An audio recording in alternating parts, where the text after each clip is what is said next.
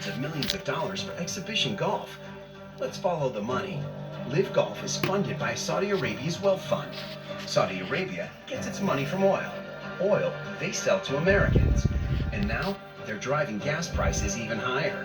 The Saudis are using oil profits to fund exhibition golf, hoping to distract you from their policies of oppressing women, murdering journalists, and supporting the 9/11 terrorists. That is so sad that our politicians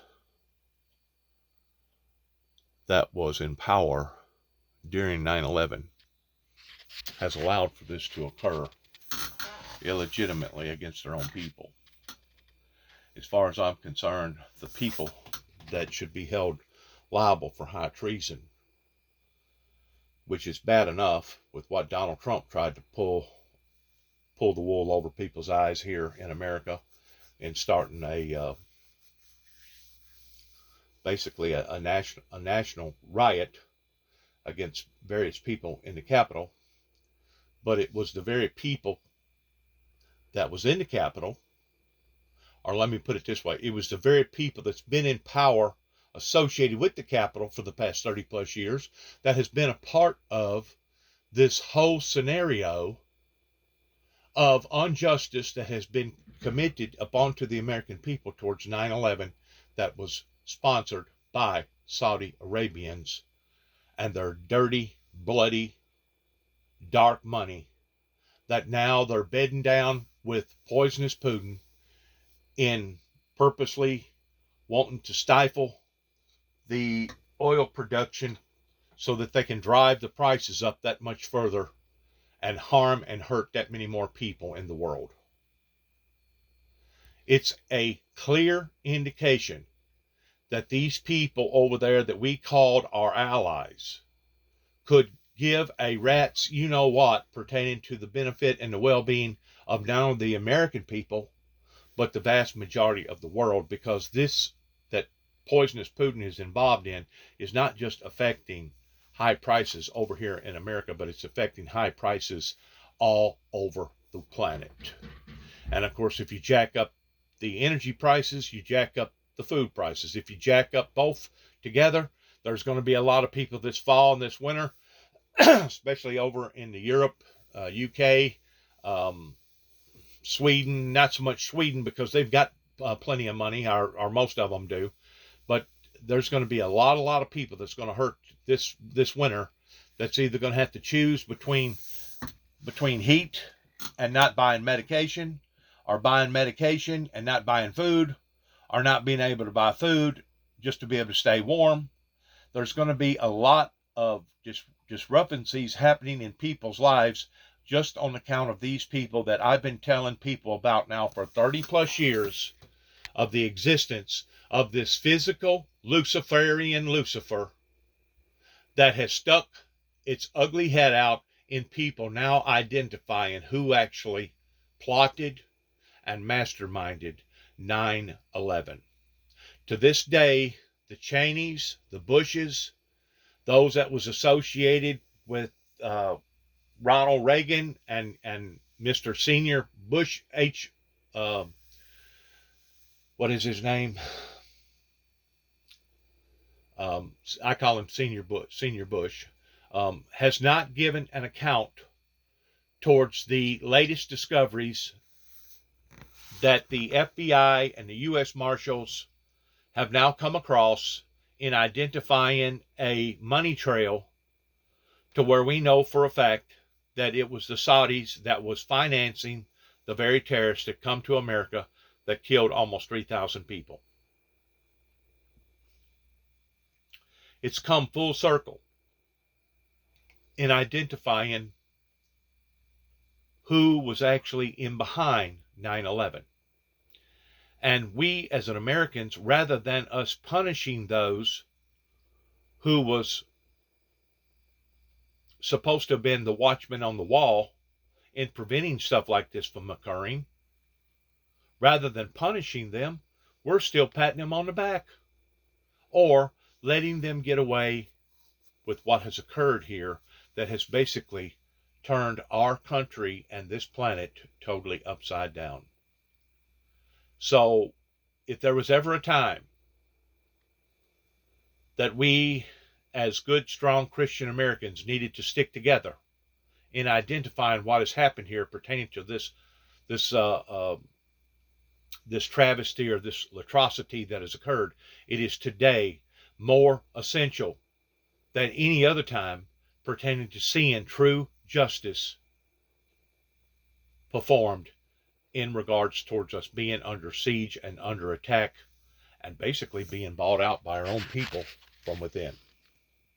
And to think that the founder of the Windmill Ministries has had to have gone through all this anguish, all this relentless pain, all these embarrassing situations beginning in Kenton, Tennessee in 1983, to think that the founder of the Windmill Ministries has been rejected about on 2 or 3 different generations because of all the lies and all the deceit that they wanted to put out there about the founder of the Windmill Ministries, to think that I had to go through this type of hell because of all this makes my blood boil.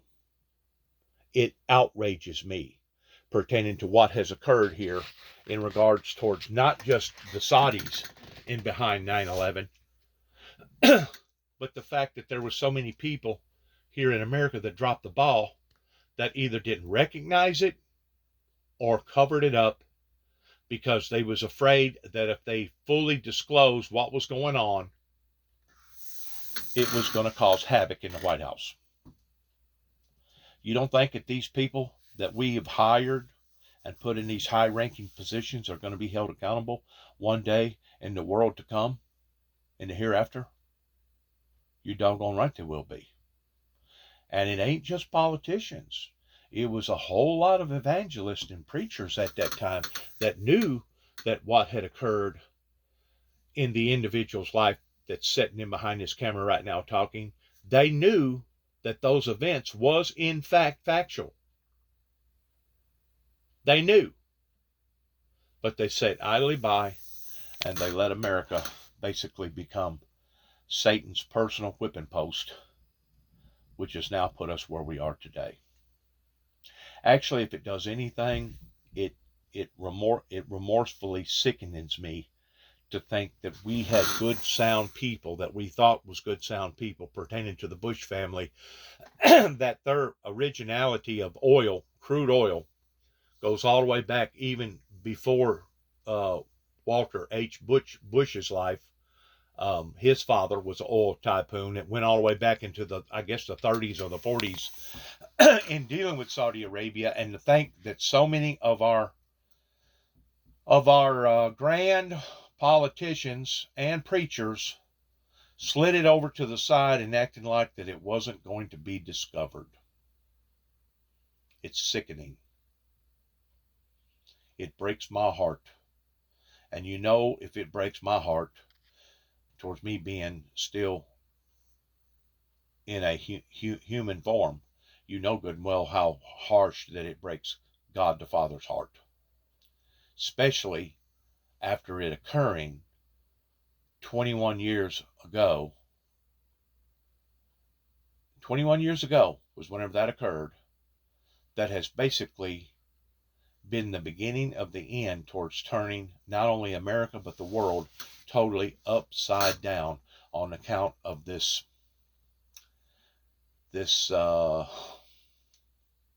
deceitful deception of how a group of people thought that they was going to do something and get away with it.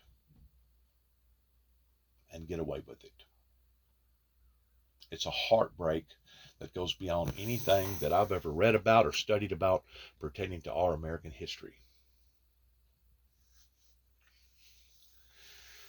I guess if I was to put it in any type of category, it would be in the category of the Trojan horse over in Troy whenever they was given a gift that they thought was a gift that wound up being to their own personal demise, towards a bunch of the soldiers that hid inside the Trojan horse, that after the Trojan horse got pushed into the inner gates later that night, They escaped out of the horse and attacked the village and brought harm and hurt to the whole village, to the whole association. Um, if I was to put it in any category, it would be in that same category, that our people was so naive or stupid, or maybe it was because of money, power, greed, I don't know, but they allowed for something like this to fall upon to the American people's lives. To this day, I myself is still suffering the consequences on account of these seeds of destruction that was planted on account of all this, beginning in the White House and beginning in and with Homeland Security, Secret Service. To this day,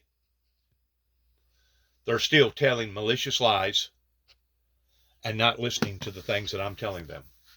As far as I know that they are. I ain't seen nobody come and try to make a recompense with me in regards towards all this that has occurred. And I guess what they're hoping that I'll eventually, as the old saying goes, well, if you give somebody enough rope, they'll eventually hang themselves. You know, that rope hanging goes both ways.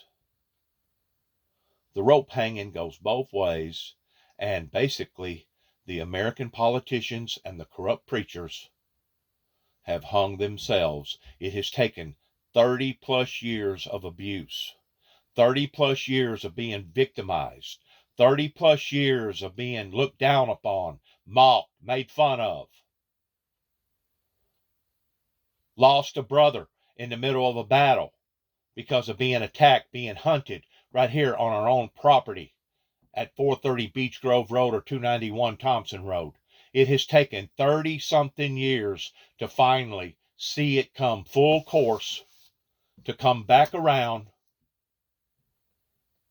What goes around comes back around, towards the embarrassment that this United States government has subjected their own people towards, not only in not telling the truth about 9/11, but going to war with Saddam Hussein, Desert Storm, Desert Shield. Come to find out there wasn't no bombs of mass destruction, that basically just created a vacuum for more of these left-wing extremist terrorists to invade or go off into. Going to war with the Afghanistan war for 20 plus years, and 11 days later, the very people that we thought was going to fight the Taliban was the very people that laid down and let them take back over their own property, their own lives. It has been one embarrassment after another embarrassment after another embarrassment that, as far as I am concerned, began right here in Northwest Tennessee, in a little town called Kenton, Tennessee, in 1983, whenever I first started talking about this fleshly, demonic, Luciferian Lucifer that is now walking around in a fleshly body, the same as all the other Homo sapiens. A matter of fact, they made fun, because I've had people walk up to me and say, man, you don't really and truly believe that. If you'd have stood in front of the Antichrist and let him strike you with an arrow, and before the arrow actually hits your flesh, that you would vaporize or disappear, that basically every molecule in your body would be transfigurated from mortal to immortal in the twinkling of an eye. And I'd look at him and I'd say, if I didn't believe it at the time that I said it, I never would have said it. So yes, whenever you're talking about the transfiguration of the natural going into the supernatural, pertaining to how that the Bible talks about that Gable will blow the trumpet, the dead in Christ shall rise first, and those who are alive those who are alive and remain will be caught up to be with the Lord Jesus Christ. You daggum right, I believe that. I believe that all of the Christians that are alive and well during the time that Gable blows the trumpet and God returns back for his precious people during the time for his rewarding of the meek or the elect. Yes, I believe that all of our bodies will be transfigurated from mortal to immortal in the twinkling of an eye, and that we will be transfigurated in an instant, the Bible says. We're talking about the supernatural occurring. It just so happens I missed the mark on me going to meet the Antichrist. This Luciferian Lucifer over in Saudi Arabia is not the actual Antichrist. He admitted to that whenever he was a child growing up that had these remarkable powers as far as him being the magic man. He admitted that he was not the Antichrist, but he was a follower of the Antichrist. And what the church world here in the Western world didn't understand, that before the opening of the false prophet and the Antichrist, pertaining to the third and the fourth horseman of out of the seven seals, is that there was supposed to have been a actual physical Luciferian Lucifer that was just as much predicted towards it happening in the end time events as it was predicted going all the way back thousands of years ago before Jesus ever come into existence, that Jesus Christ would come in a fleshly, physical form. These are all prophecies. It says in the Bible that all things that has been written will be fulfilled in the last days. All things. Not just part of all things. All things. And to think that I got ridiculed, to think that I got persecuted, to think that I got demonized, to think that I got humiliated the way that I did, goes beyond anything comprehensible. Just as of last night, I thought that I had recognized this young girl that worked up here in Royal King because I'd been in there 3 or 4 times this summer. She must have got her job just within the past year or so. But she basically is one of the daughters to one of the families out here that my brother and I had so much trouble with. Something come up about who she was, and something come up about who I was, and I asked her, I said, well, do you know who I am? She said, yeah, you're Dennis. She goes, don't you know who I am? I go, well, I think I know who you are, but I'm not going to say who you are unless you're going to admit who you are. And she did. She admitted who she was. I'm not going to say it on this particular video, even though she's above age. She's 18.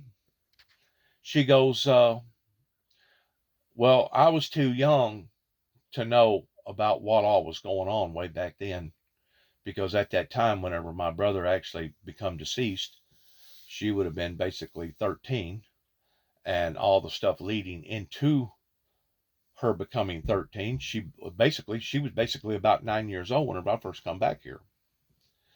And I looked at her, I said, I'm not going to blame you for my brother's death, because you didn't have nothing to do with what was going on out here as far as the bad behavior in regards towards your people that was doing what they was doing intentionally, to the degree that I wound up losing a brother on account of it. I go, but you do have to admit that their actions went beyond normalcy to the point of being just absolutely bizarre behavior, that a group of people was being motivated by Satan, the demonic spirits out here, that they thought that they was going to either be able to run old Juby off, the one that's sitting in behind the camera right now talking, or they thought that Juby was going to be stupid to the degree that Juby wound up taking the law into his own hands, or David possibly, or both. Because you keep in mind, the same family that I'm talking about took my brother down on his own property 4 or 5 years before I ever come back here in 2014. David went to court with them, and Tommy Moore took the charges and threw them all out, which I told Tommy Moore the other day whenever I bumped into him up in Dresden, whenever he evaluated my voting privileges back. I told him, I said, Tommy, you're to blame for a lot of this, because this was going on before I ever come back here. And I said, the more that you let people get away with stuff, the more that they're going to think that they can continue to get away with stuff. I said, I never should have had to have come back here in 2014 and dealt with such outlandish behavior that had been going on with my family and this other family or two out here way before I ever even stepped into the picture. I go, if you would have punished them properly and adequately, I really don't think that they would have taken this as far as what they did towards actually bringing this type of remorse and stress and anguish into not only my life, but David's life, to the point that David couldn't stand it.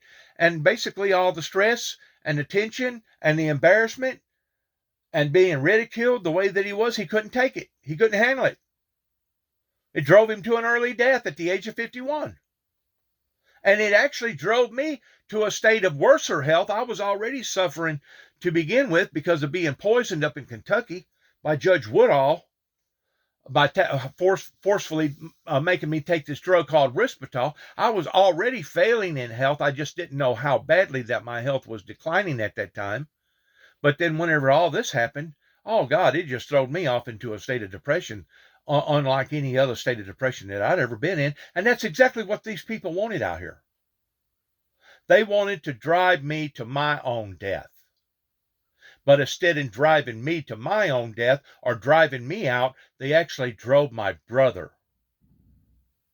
my youngest brother, at the age of 51, after they had already physically assaulted him by taking his own gun, putting it to his head, and trying to activate the gun. The only thing that saved his life was the gun that he bought. Somehow or another in the struggle, the clip fell out of the gun. The gun had a safety feature on it to where the gun would not actively shoot, even though it had a bullet in the chamber, if the clip was not in the gun. So basically, I told Tommy Moore up here at the courthouse, I said, David told me that whenever all that stuff was going on out here in their lives, this was before I ever come back, David told me that not only would I have had to have went to my older brother's grave that died that year, that same year that all this was going on, and then my father died a few months later because of his declining health. But David looked at me, he said, you would have had to have went to 3 funerals, Juby. 3 funerals.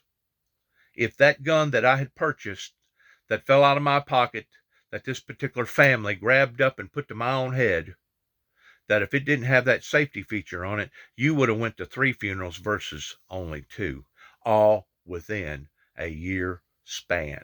So whenever I talk about how that the law enforcement in this area and how that the general public has let this ministry down, it's not that this ministry has failed the public. It's that the public has failed this ministry. And I realize whenever I bring a lot of this stuff out towards being the bad news bearer, I realize that I hurt a lot of people's feelings. But which is worse? Your feelings getting hurt or your physical lives being hurt? The people where those buildings are smoking right there, they'll never come into existence again pertaining to their lives being here up onto the planet. And they suffered endlessly over a group of people that targeted them that they had absolutely nothing to do with. Absolutely nothing to do with. But some of our own politicians and some of our own preachers did have something to do with it. And they sit back and they act like that they're not guilty because of the things that they didn't do. But the thing about it is, that's what makes them guilty, is that they didn't do nothing.